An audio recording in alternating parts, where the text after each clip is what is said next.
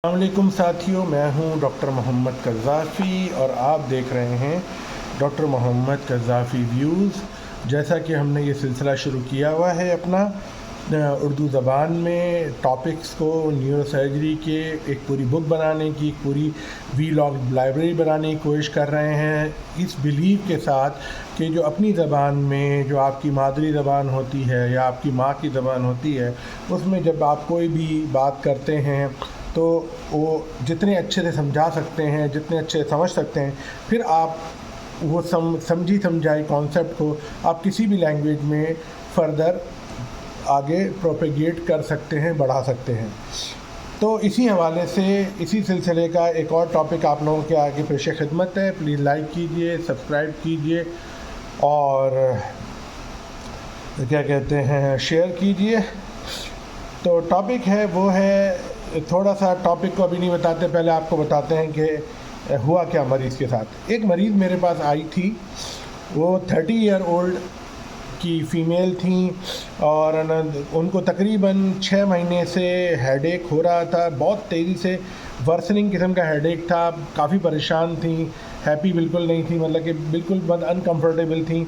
नौज़िया, vomiting थी उनको, imbalance भी था। सिम्टम जो दूसरे थे उसमें ये था कि पेशेंट को मॉर्निंग सिकनेस होती थी और पेशेंट जो है, ये जो हेडेक था ये स्पेसिफ़िकली मॉर्निंग में ज़्यादा एक्सपीरियंस करती थी।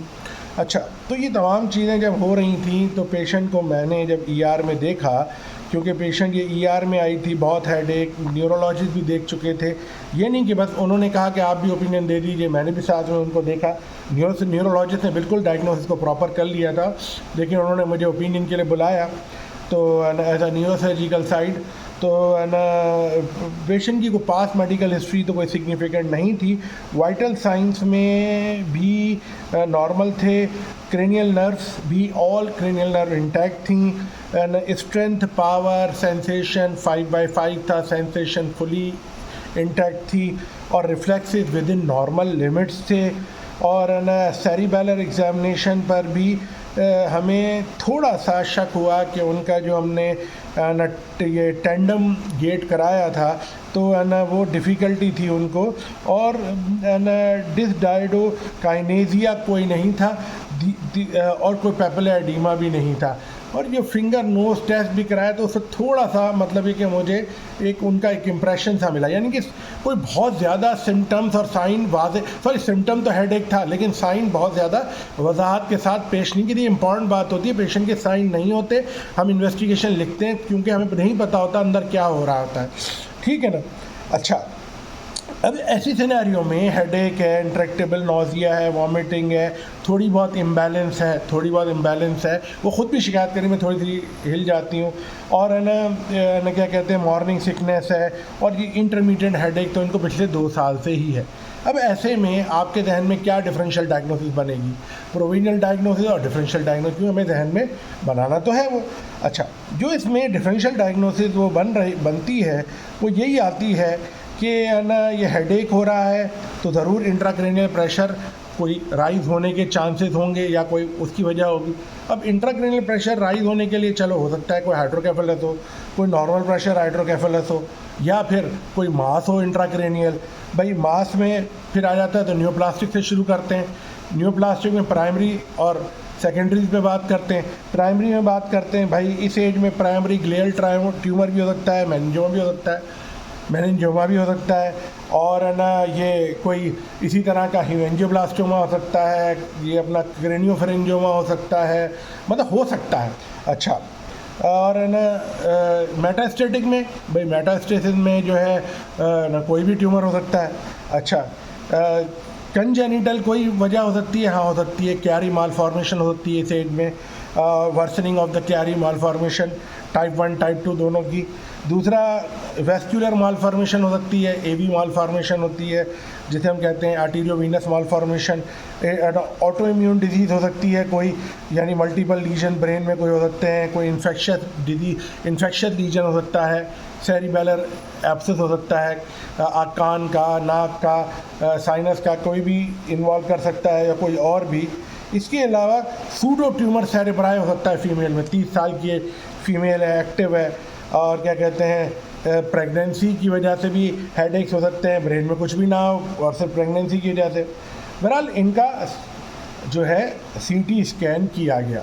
हमने ज़ाहिर बात है पेशेंट न्यूरो सर्जन को, न्यूरोलॉजिस्ट को इन्वॉल्व किया, डेफिनेटली हमने कुछ तो करना है, तो हमने सीटी स्कैन किया। तो सीटी स्कैन करके हमने जब देखा तो हमें 2 सिस्टिक लीजन नज़र आए सेरिबैलम में, और जो कि माइल्ड सराउंडिंग एडिमा के साथ थे और इफेसमेंट ऑफ फोर्थ वेंट्रिकल कर रहे थे।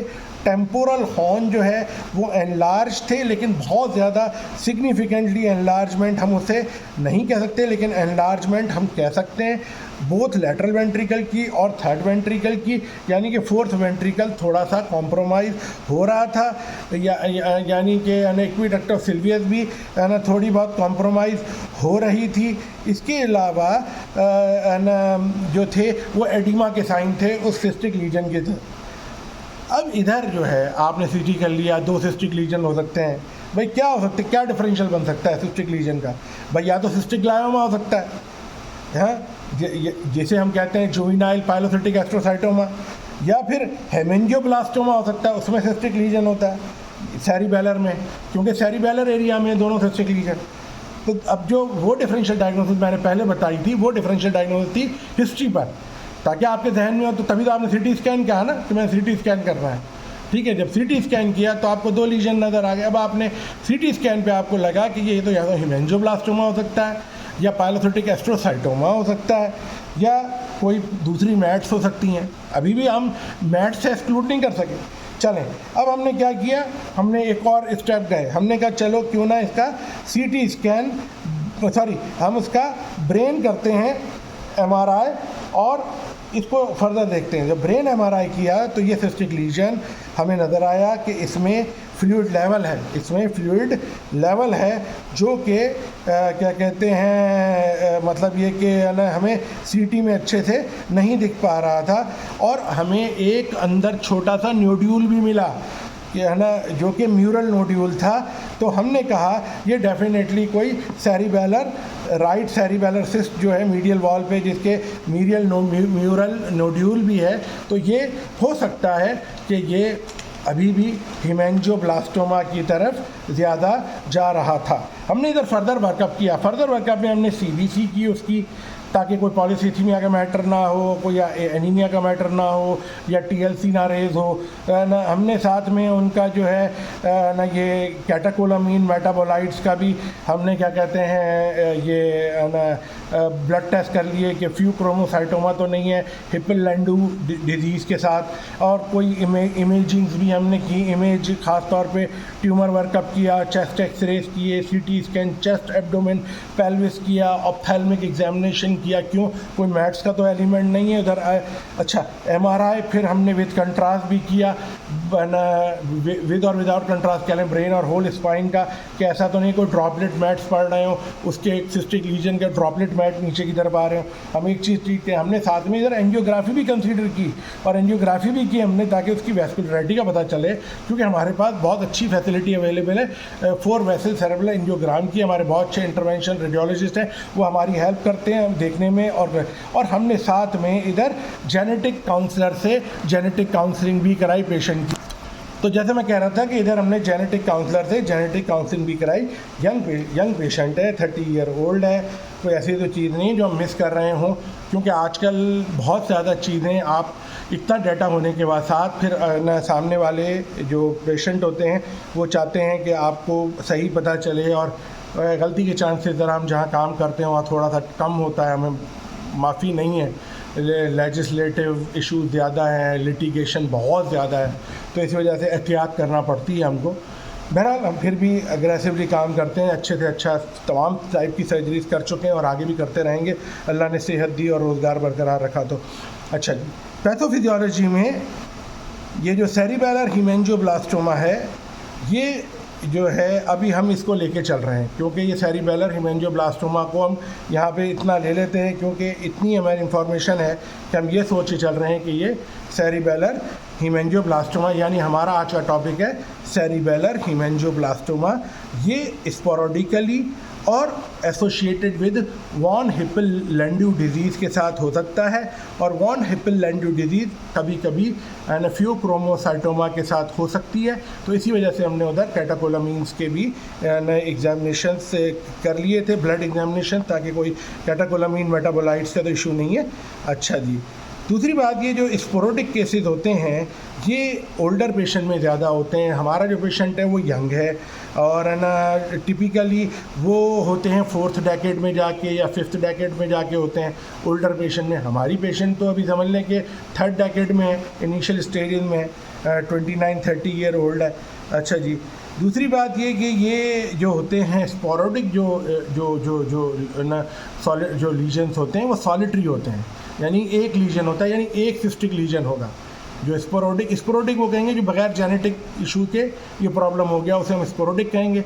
और जो जेनेटिक हैं वो तो अपने नाम से ही जाहिर है कि कोई ना पुराना कोई जेनेटिक इन्वॉल्वमेंट है, माँ बाप से मिला है या पीछे दादा दादी नाना नानी से मिला है या मतलब कि वहाँ से ना। तो कहने की बात ये है कि ये जो है ना क्या कहते हैं, इधर हम इसमें जो कि वॉन हिप्पल-लैंडू डिजीज़ में जो होता है वो आपको जो है ये 3rd डेकेड में ज़्यादातर मिलता है। और कॉमन जो है उसमें एक से ज़्यादा लीजन हो सकते हैं, 2 तो होते ही हैं। और वॉन हिप्पल-लैंडू डिजीज़ के सब में सेरिबैलर हेमेंजियोब्लास्टोमा तो बहुत ज़्यादा कॉमन कंसीडर किया जाता है, बल्कि वॉन हिप्पल-लैंडू डिजीज़ कभी कभी बाद में डायग्नोज होती है और सेरिबैलर हेमेंजियोब्लास्टोमा पहले डायग्नोज हो जाता है। अच्छा, और कभी कभी उल्टा भी रहता है कि वॉन हिप्पल है तो फिर वो हो गया। अच्छा, दूसरी बात मैं आपको बताना ये चाह रहा था यहाँ पर कि जो सेरिबैलर हेमेंजियोब्लास्टोमा है ये बीनाइन वेस्कुलर लीजन्स होते हैं और ये बहुत ज़्यादा वेस्कुलेचर होता है कि कैपिलरीज होती हैं, उन कैपिलरीज के अराउंड बहुत ज़्यादा एंडोथीलियल सेल्स होते हैं। और है ना आप ये कह सकते हैं पेरीसाइट और स्ट्रोमल सेल भी उसके साथ एसोसिएटेड होते हैं। ये सिस्टिक फॉर्मेशन इसी वजह से होती है कि जो है ये अपना ये जो नाइडस सा बन जाता है, इसमें से सीपेज ऑफ द फ्लूइड होता रहता है और वो एक क्या कहते हैं सिस्ट सी बना देता है उधर कलेक्शन ऑफ द फ्लूइड की वजह से, जो कि abnormal capillaries associated with endothelial cells, associated with pericyte, associated with the stromal cells, ये तमाम चीज़ें होने की वजह से। मैं आगे बढ़ता हूँ बग़ैर आप लोगों का वक्त ज़ाया किए हुए, वो ये कि वॉन हिप्पल-लैंडू डिजीज़ सेरिबैलर हेमेंजियोब्लास्टोमा ये असल में क्या कहते हैं आपस में कोएग्जिस्ट करते हैं और साथ साथ चलते रहते हैं। और दूसरा ये जैसे जैसे इसकी एनलार्जमेंट होती रहती है, सिस्ट की ट्यूमर बढ़ता रहता है, तो फिर उसके सिम्टम्स भी उसके सराउंडिंग टिश्यू के कंप्रेस होने की वजह से हमें मिलते हैं। यानी वो जो सिस्ट कंप्रेस कर रही है सेरिबैलर ऑर्गन्स, सेरिबैलर टिश्यू को, उसके न्यूक्लियस को या उसके अपना इधर जैसे पेशेंट को छोटा सा हाइड्रोकेफेलस बनना शुरू हुआ है, यूँ समझें कि वो एब्सोल्यूट नहीं हुआ लेकिन वो हुआ है। तो कहने की बात ये है कि अच्छा, दूसरा ये जो पेशेंट होते हैं ये symptomatic tumour experience leave after tumor resection in 98% of the cases and post-operative hydrocephalus cured after tumor resection is over 94% of the cases। मैंने कहा कि ये जो सिम्टोमेटिक ट्यूमर जो सिम्टम्स इस ट्यूमर की वजह से हो रहे थे, वो इसमें अगर आप अच्छे से म्यूरल नोड्यूल को अच्छे से निकाल देते हैं, अच्छे से बर्न आउट कर देते हैं, अच्छे से उसे वहाँ से मतलब कि निकालने में आप कामयाब हो जाते हैं, जिसमें थोड़ी सी आपको मेटिकुलसली देखना पड़ता है माइक्रोस्कोप से भी, और थोड़ा सा मतलब ये कि विजिलेंटली या फिर आप लूप्स वगैरह अच्छे से लगाए हुए हो तो उसके ज़रिए देखें तो आपको है ना उसको निकालने से 98% आप केसेस क्योर कर लेते हैं और हाइड्रोकेफेलस भी ट्रीट हो जाता है 95% केसेस में जब आप अच्छे से इसको एड्रेस कर लेते हैं। वरना फिर बीपी शंट प्लेस करना पड़ता है या कर सकता है चंद एक मरीज़ों में। अच्छा जी, आगे बढ़ते हुए मैं थोड़ा सा आपको बताऊंगा कि अब जो आगे हमने पैथोफिजियोलॉजी थोड़ी सी डिस्कस कर ली है, अब हम डिस्कस करते हैं ट्रीटमेंट ऑप्शंस। क्या क्या ट्रीटमेंट ऑप्शंस, यहाँ पर ट्रीटमेंट ऑप्शंस क्या क्या हो सकते हैं हमारे और हम कैसे। देखिए, मेडिकल से शुरू करते हैं, हमेशा ही ऐसे होता है। आप ऐसे जो एडिमा है पेशेंट को आप डेफिनेटली उसको पेन किलर तो देते ही हैं, साथ में आप थोड़ा सा पेशेंट को स्टीरॉइड भी देते हैं ताकि वो जो ये जो सिम्टोमेटिक रिलीफ मिल सके एडिमा से और उसका जो मास इफेक्ट है उसको किसी तरीके से कम किया जा सके। आप बायोप्सी करते हैं अच्छा ये मेडिकल हो गया, इसमें आप मैनिटॉल भी थोड़ा बहुत इस्तेमाल कर सकते हैं। अच्छा दूसरा जो थोड़ा सर्जिकल की तरफ चलते हैं तो हम बायोप्सी करते हैं और stereotactic drainage of the cyst कर सकते हैं इसमें। अच्छा ये मिनिमल इन्वेसिव जो ऑप्शंस होते हैं ये बहुत ही रेयरली इंडिकेटेड होते हैं, क्योंकि ये डायग्नोसिस ऑफ द नोड्यूल करने के लिए या म्यूरल नोड्यूल को डायग्नोस करने के लिए ये जो हाइपरवेस्कुलर एरिया होता है ये इनको ड्रेन करने के लिए सिस्ट को मतलब कि या आप सिस्ट को ड्रेन करने के लिए स्टीरियोटैक्टिक बायोप्सी की जा सकती है, स्टीरियोटैक्टिक सिस्ट ड्रेनेज की जा सकती है, लेकिन ये ज़रा इसके रेयर है, मतलब हमारे एक्सपीरियंस में रेयर रहा है। हम इसको इस तरह एड्रेस नहीं करते, लेकिन ऑप्शन को हम डिनाई नहीं कर सकते। ऑप्शन आपने मरीज़ को देना है कि भाई ये ऑप्शन है और मौजूद है। दूसरा आप रेडिएशन कर सकते हैं, स्टीरियोटैक्टिक रेडियो सर्जरी की मदद से उस नोड्यूल को आप श्रिंक करने की कोशिश कर सकते हैं, उस पर काफ़ी इफ़ेक्टिव कंट्रोल है इसका। और ग्रोथ ऑफ द जो solid part of the tumour है उसमें स्टीरियोटैक्टिक रेडियो सर्जरी या गामा नाइफ या क्या कहते हैं साइबर नाइफ का बहुत बड़ा रोल है। और ये हमारे मुल्क में तो है उधर पाकिस्तान में, लेकिन दूसरे ममालिक में भी होगा मेरे ख्याल में, काफ़ी मुल्कों में है और इंडिया वगैरह में है और बाकी मुल्कों में होगा कहीं ना कहीं। जहाँ हम काम करते हैं वहाँ शायद इतना पॉपुलर नहीं है अभी। अच्छा दूसरा ये कि ये जो सिस्टिक ट्यूमर जो होते हैं ये इनका जो है जैसे ही आपने इस मास को एड्रेस कर लिया, म्यूरल नोड्यूल को एड्रेस कर लिया, तो ये बहुत ज़्यादा इधर इफ़ेक्टिव रोल प्ले करता है इसको एड्रेस करने में। सर्जिकल टेक्निक जो है वो इंटरवेंशन के हवाले से प्री ऑपरेटिव एम्बोलाइजेशन बहुत ही रेयर है इस मामले में।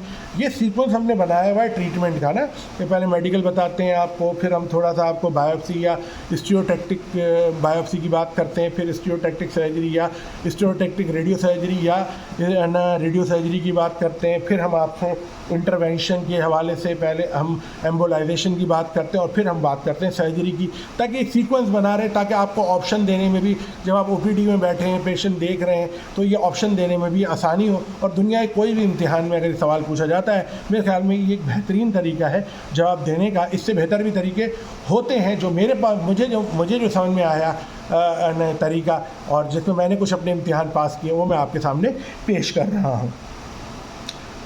सर्जिकल ये होता है कि कंप्लीट रिसेक्शन जो होती है वो क्यूरेटिव होती है और प्रेफर्ड फॉर स्पोरोडिक सेरिबेलर हीमेंजियोब्लास्टोमा, क्योंकि कंप्लीट रिसेक्शन इधर क्यूरेटिव है और बहुत ज़्यादा प्रेफर की जाती है स्पोरोडिक में बोल रहा हूँ मैं। अच्छा जबकि वॉन हैपल लिंड्यू डिजीज़ में generally reverse for the symptom and rapid growing blessing, या तेज़ी से ग्रो होने को आप रोक सकते हैं और सिम्टम को किसी हद तक आप रिवर्स कर सकते हैं। जेनेटिक प्रॉब्लम आप ट्रीट तो नहीं कर सकते, आप बेहतर कर सकते हैं। आप कहते मैंने ट्रीट कर दिया, तो ट्रीट करना एक अलग चीज़ होती है, एक कंप्लीट ट्रीटमेंट अलग चीज़ होती है, मैनेज करना अलग चीज़, मैनेज कर सकते हैं इधर।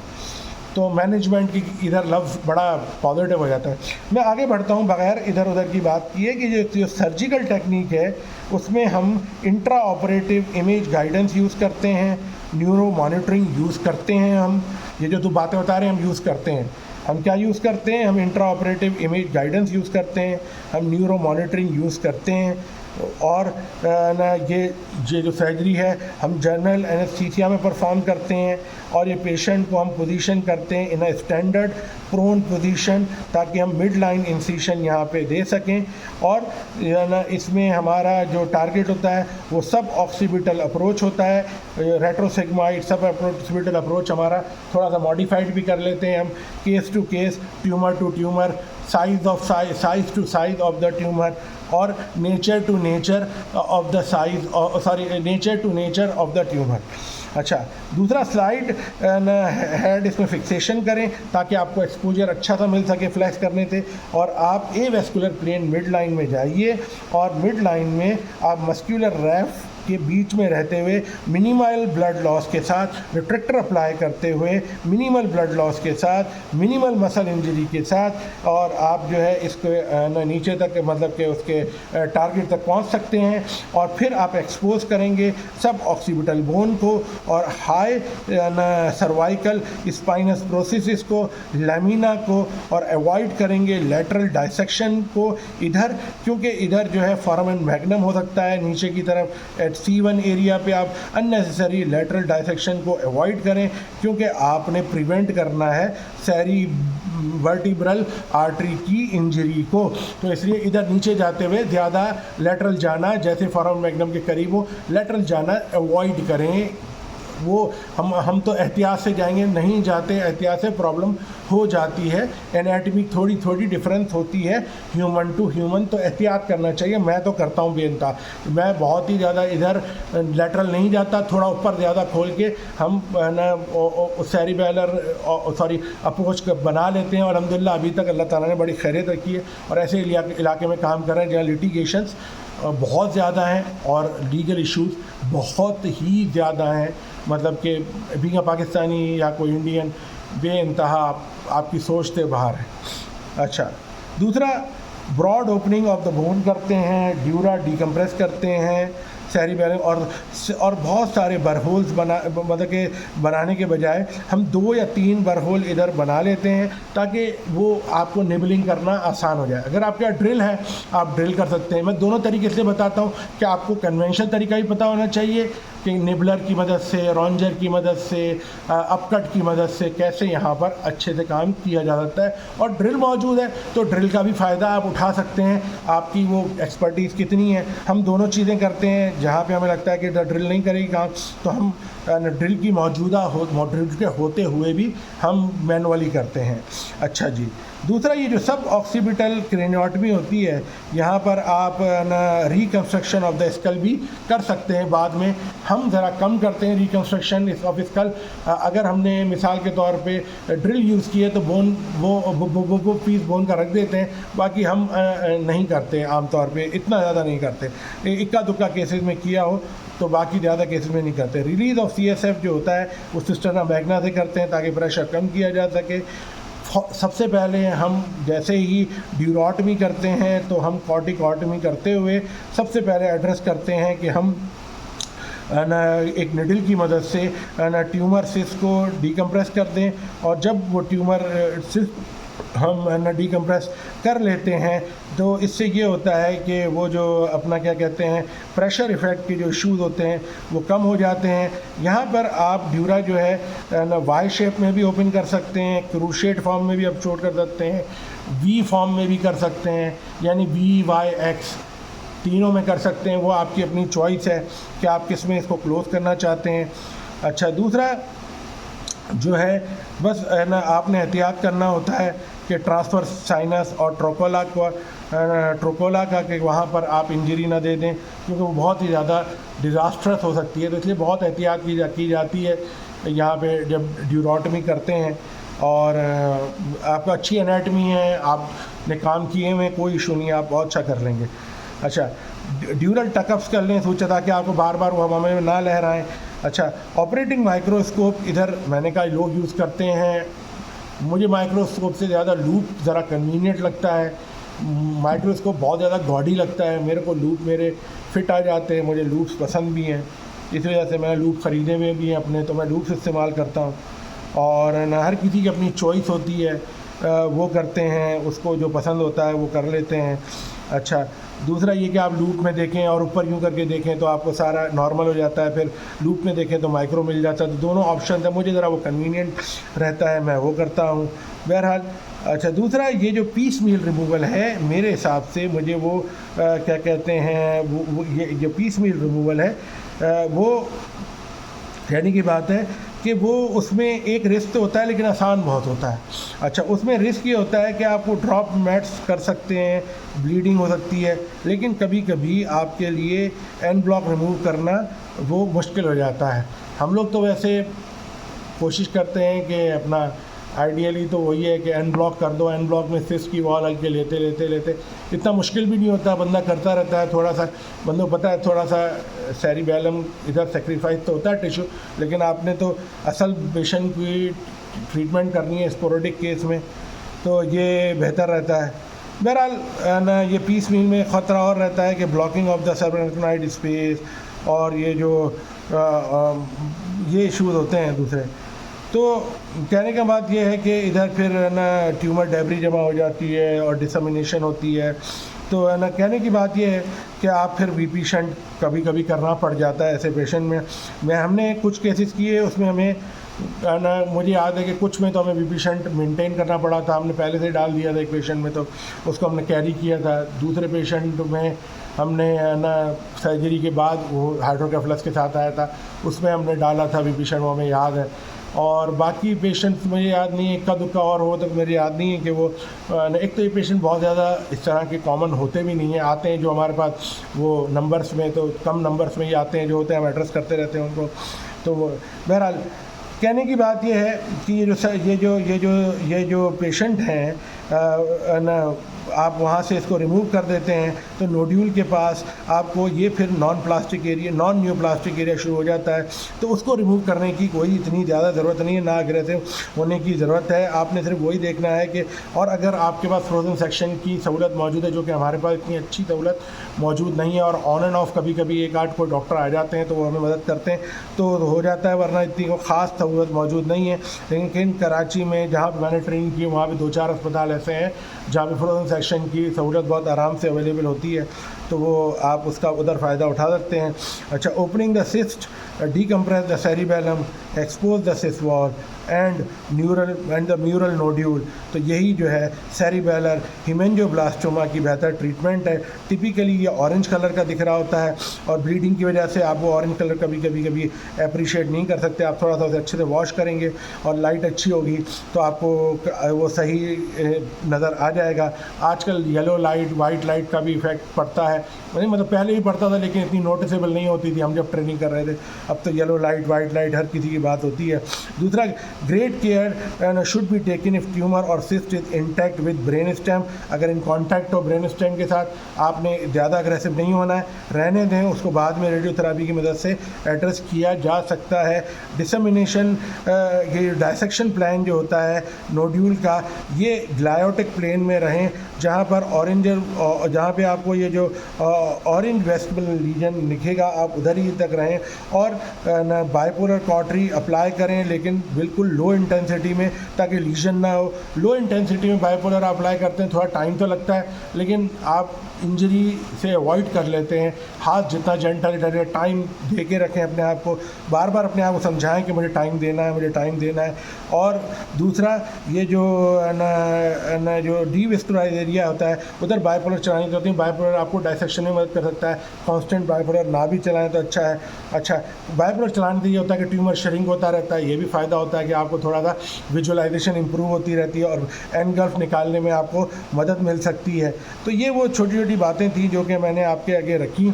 अच्छा, दूसरी बात ये कि जब आफ्टर कंप्लीट रिसेक्शन केयरफुल हीमोस्टोसिस आपने कर ली, ड्यूरा को आपने क्लोज करना है, कोशिश करें वाटर साइड फैशन में करें। अगर आपके पास वो ड्यूरा इतनी अवेलेबल नहीं रही है या कोई मसला हो गया तो फिर आपने उसको कोई ड्यूरल सब्स्टिट्यूट ज़रूर रखना है ताकि वाटर टाइट सोल्यूशन हो सके, ताकि एनाटमी मेंटेन रख सके। और दूसरा जो है, ये जो है ना बोन फ्लैप अगर आप रख सकते हैं तो रखें, नहीं है तो titanium mini plate, titanium mini plate के अलावा ये टाइटेनियम शीट्स आती हैं, वो है ना क्या कहते हैं, जालियाँ आती हैं उसकी, वो लगा सकते हैं आप। और ना इसके अलावा सब जो ऑक्सीपिटल सॉफ्ट टिश्यू है उसको सूचरंग अच्छे से अप्लाई कर दें ताकि CSF लीक अवॉइड कर सकें। स्किन के ऊपर भी ग्लू आता है वो लगा दें, हमारे को मिल जाता है यहाँ पे क्योंकि फैसिलिटीज़ हैं तो हम वो यूज़ करते हैं। पेशेंट को उसका बहुत फ़ायदा होता है। सर्जन, बीइंग अ सर्जन भी हम हैप्पी रहते हैं कॉम्प्लिकेशन अवॉइड करने का बेहतर तरीका यही है कि एक्स्ट्रा कैप्सुलर प्लेन में रहें, ट्यूमर को एंड ब्लॉक निकालने की कोशिश करें, क्योंकि आप वैसे ही उसको ड्रेन कर सकते हैं और आप ड्रेन करते ही हैं। सिस्टरना मैग्ना भी आपका काफ़ी हेल्प कर देता है ना। प्री ऑपरेटिव भी आप वीपी शंट या ईवीडीज़ का इस्तेमाल कर सकते हैं, पोस्ट ऑपरेटिव भी वीपी शंट या ईवीडी का इस्तेमाल कर सकते हैं। और ना जो अगर ड्रॉप लीजन मिलता है बाद में तो उसके लिए फिर रेडिएशन वगैरह का आप पहले से ही पेशेंट के साथ डिस्कस करके रखें। और कहने की बात यह है कि ना जितनी आप इधर एहतियात करेंगे, पॉटरी को भी एहतियात से कम डोज पे इस्तेमाल करें। लोग 50 20 पे करें, 15 पे करें, वो थोड़ा टाइम तो लेता है लेकिन आपका मसला हल करता है। उम्मीद करता हूँ आपको हमारी वीडियो लाइव पसंद आई होगी। प्लीज़ हमें लाइक कीजिए, सब्सक्राइब कीजिए, हमें शेयर कीजिए। हम इसी तरह से कोशिश करेंगे उर्दू हिंदी अपनी ज़बान में इसको आगे प्रोपेगेट करते रहें, बढ़ाते रहें।